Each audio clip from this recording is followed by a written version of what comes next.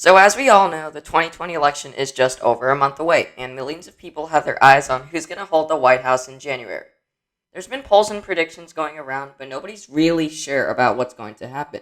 A lot of people follow polls too, though, so let's just say that polls are completely accurate.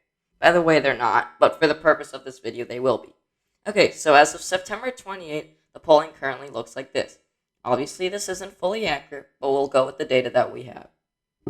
So basically in this map, the lighter the shade of red or blue it is, the closer it is in votes. In this, there's 4 shades. The darkest is a 15% difference, the second is 10 to 15, third 5 to 10, and finally the lightest is a 0 to 5% difference. Anyway, we'll use this as the basis for our rigging. Basically, 4 years ago, many polls said that Hillary Clinton was going to win the election, so they were surprised when Trump pulled out as the winner.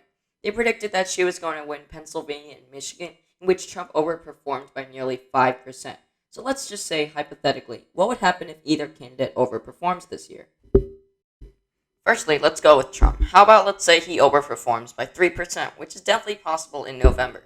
Although he won't be able to win the election with that, he'll be able to flip a couple states, namely Ohio, Florida, North Carolina, and New Hampshire.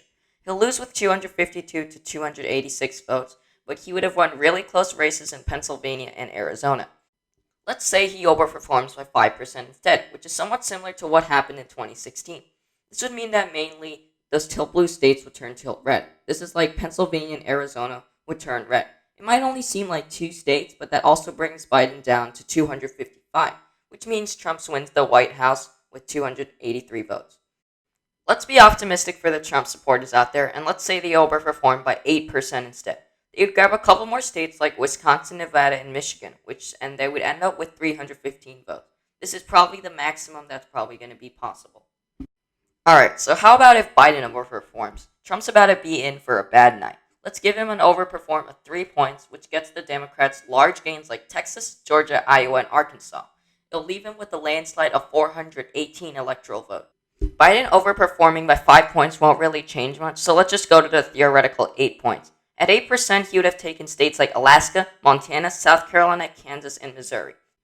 In conclusion, obviously this isn't really accurate, and more just serves a purpose to see what would happen if the polls were completely correct.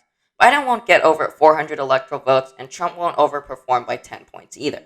It's just important to realize that even though it might look like a couple percentage points, it can make a huge difference in the election.